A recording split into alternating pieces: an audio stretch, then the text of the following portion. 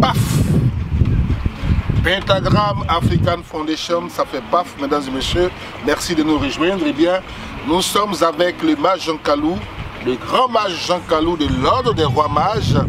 Avec Pentagram TV, eh bien, nous vous retrouvons avec beaucoup de joie et de bonheur pour inventorier les mystères. Eh bien, les sciences occultes et spirituelles, 5e partie avec le mage Jean Kalou pour parler de la sorcellerie. La sorcellerie en Afrique avec certaines pratiques, c'est très horrible parce qu'en fin d'année, bien entendu, on a beaucoup peur. Il y a des gens qui sont mangés, qui se transforment, on les transforme en moutons, en béliers, en vaches, en cabris. Bon, on va chercher à comprendre un peu ces phénomènes-là de transformation. Je ne sais pas si c'est la loi de l'analogie qui est appliquée ici à ce niveau, mais aussi, Maître Jean Kalou, il y a aussi certaines personnes qui arrivent à avoir des grades. Il y a des rois en sorcellerie, des reines en sorcellerie, et puis la sorcellerie, ça se transmet aussi de père à fils comme héritage, ou de mère en fille, ou de grand-mère à petite fille. La sorcellerie se transmet et ça ne finit pas. Maître Jean Kalou.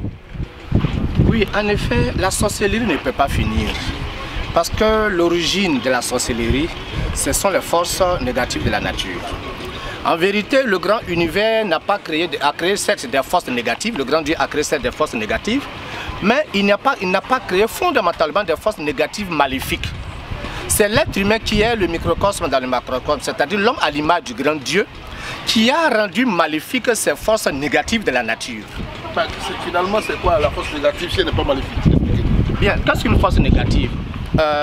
Par exemple, lorsque quelque chose doit retourner à sa matière originelle, n'est-ce pas? Un fruit qui tombe, qui doit pourrir, etc. C'est les forces négatives qui font pourrir ce fruit. Hein? Le fait que certains phénomènes de la nature y arrivent, l'homme, selon les circonstances, selon les époques, on peut le considérer comme pas bien, mais ça permet à la conscience de l'être humain d'évoluer, tel que la maladie. N'est-ce pas? Il y a des maladies qui sont de l'ordre de la nature. Mais maintenant, imaginez qu'un initié comme moi, j'aille invoquer des forces négatives de la nature à des fins maléfiques. Regardez un couteau. Le couteau, il n'est pas maléfique. Mais la nuit, entre les mains de certaines personnes mal intentionnées, qu'est-ce qu'un couteau peut faire à une femme? Or, c'est le même couteau qui sert à éplucher l'igname, la banane, etc. Vous voyez un peu? Donc on ne peut pas accuser le couteau. Les forces négatives de la nature nous permettent de détruire par exemple certaines maladies. Parce que c'est des forces destructrices. Mais si quelqu'un est en bonne santé, que tu le projettes selon la loi du magnétisme sur cet individu, tu rends la force négative, tu la rends maléfique. Donc par nos comportements, nous avons rendu les forces moins, pour parler en termes mathématiques, les formes moins de la nature en des forces négatives. Vous voyez un peu? Voilà, j'espère que vous me suivez maintenant.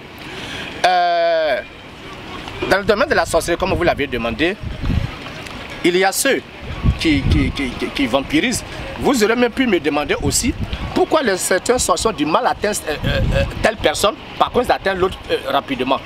C'est dû à la loi d'analogie que vous avez évoquée tout à l'heure. L'univers obéit à la loi septuple. 7 jours de la semaine, 7 sons de musique, 7 couleurs, 7 centres d'énergie à l'intérieur, c'est que nous les yogis appelons aussi les chakras. Tout est presque 7 dans la nature. À l'origine, dans le royaume des minéraux, il y a 7 espèces. Dans le royaume des végétaux, il y a 7. Dans le royaume des animaux, il y a 7. Dans le royaume des humains, il y a eu aussi 7 et il y en a toujours 7. Chaque être humain, pour dire quoi? Pour dire que chaque être humain a sa correspondance dans le monde animal, dans le monde végétal et aussi dans le monde minéral. Comme le monde animal est plus proche du règne humain, donc chaque être humain a son équivalence dans un groupe de 7 familles animales. Comment cela se fait? C'est pour ça que la sorcellerie doit considérer comme d'abord avant tout une science, maléfique soit-elle, mais une science. Si vous poussez quelqu'un, vous n'arrivez pas à l'atteindre, c'est dû au fait que vous n'avez pas encore trouvé la gamme de la couleur, la gamme du son, donc l'incantation qu'il faut, et la gamme de l'animal correspondant à sa race, parmi les 7 races humaines. Une fois que cela est contrôlé, cela est trouvé, l'action va droit au but, pour un non-initié bien entendu. C'est pour cela qu'en Afrique, on dit généralement, s'il n'y a pas un sorcier de ta famille, il est difficile de t'atteindre. Parce que celui qui est de ta famille va dire quel jour tu es né, à quelle période tu es né. Or, tout ça, c'est des données scientifiques que le sorcier va exploiter et il va élaborer le processus. Le sorcier connaît diverses incantations, ce sont les mantras. Il sait quelles sont les incantations qui marchent le lundi, ou le mardi, mercredi, jeudi, vendredi, samedi ou dimanche. Ça, c'est un expert en sorcellerie. Il n'est pas un de ces petits plaisantins qui embrouillent les gens dans les villages en Afrique. C'est un expert. Vous voyez un peu, c'est un expert. Cette forme de sorcellerie, cette science donc de sorcellerie, obéit aux mêmes lois de la sorcellerie en Europe, en Occident. Tout comme aux Indes. Voyez-vous, en 33 ans de ma vie dans les sciences occultes et spirituelles, je sais de quoi je parle. Vous voyez un peu. Donc on n'attaque pas n'importe qui.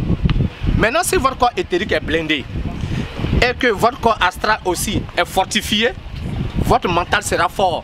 Parce que le sorcier affaiblit d'abord l'âme mentale, c'est-à-dire le mental. Lorsque ton mental devient faible par ses actions à distance, tu deviens pessimiste dans la vie, tu deviens anxieux dans la vie, tu es toujours stressé dans la vie, tu es angoissé dans la vie. Et vous créez un champ favorable. Et vous créez un champ favorable. On vous pousse à créer un champ favorable. Une fois que tu atteins ce délabrement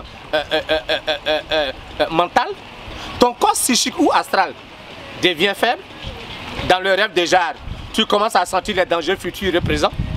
On te poursuit en rêve par-ci par-là. Pour affaiblir aussi ton corps de rêve. Affaiblissant ton corps de rêve, le corps physique et éthérique aussi il commence à devenir faible. Parce qu'il est alimenté maintenant de l'angoisse, de la peur, etc. Et alors, la viande est prête pour être préparée maintenant. La viande est prête pour être préparée. Alors donc, on peut transformer quelqu'un en bœuf ou en poulet ou en mouton selon sa race. Selon sa race, selon le principe septuple de la nature. Oui, exactement. De la même manière, un initié ou un sorcier qui veut se transformer par exemple, tout sorcier ne peut pas se transformer en n'importe quel animal, ce n'est pas possible. Cela dépend aussi de sa race, selon la loi d'analogie. Vous voyez un peu. En fonction de, il va prendre la plante de ressemblance. Il va peut-être se laver ce soir avec cette mixture, parce que l'énergie de cette plante va entrer dans son corps éthérique, il va transformer. Vous voyez un peu. Et maîtrisant le son. Parce que pour te transformer en animal, il faut parfaitement maîtriser le son de cet animal. Tu ne peux pas, émettre le son d'un coq alors que tu veux te transformer en un serpent. Ce n'est pas conforme aux lois scientifiques des sciences occultes. Donc il faut maîtriser parfaitement le son de l'animal. Il faut connaître à quelle race de plante il appartient. N'est-ce pas? Tu vas t'en laver le soir, ou bien tu vas en boire, ou bien tu vas manger le soir comme un cure-dent, n'est-ce pas? Parce que tu as une intention la nuit. Voilà, c'est un peu ça la sorcellerie. Vous voyez un peu? C'est de la science. Et là on évolue en grade. Et on évolue naturellement en grade. Celui qui sait plus, n'est-ce pas? Parce que comme je l'ai dit tout à l'heure, tout sorcier ne peut pas se transformer en tout animal. Mais celui qui peut se transformer en un lion, en un aigle, un cobra.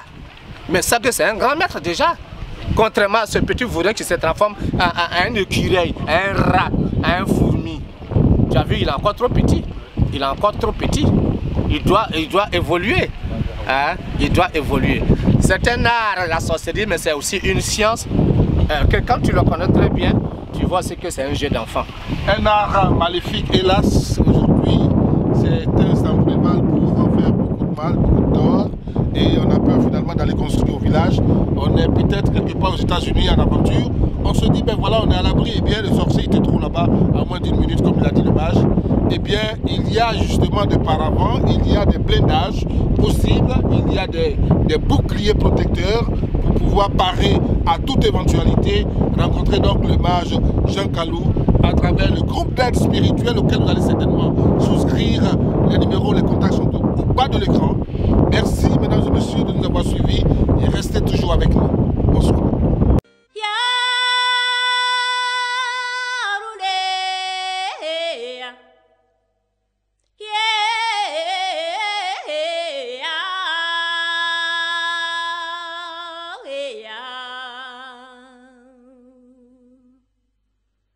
Mita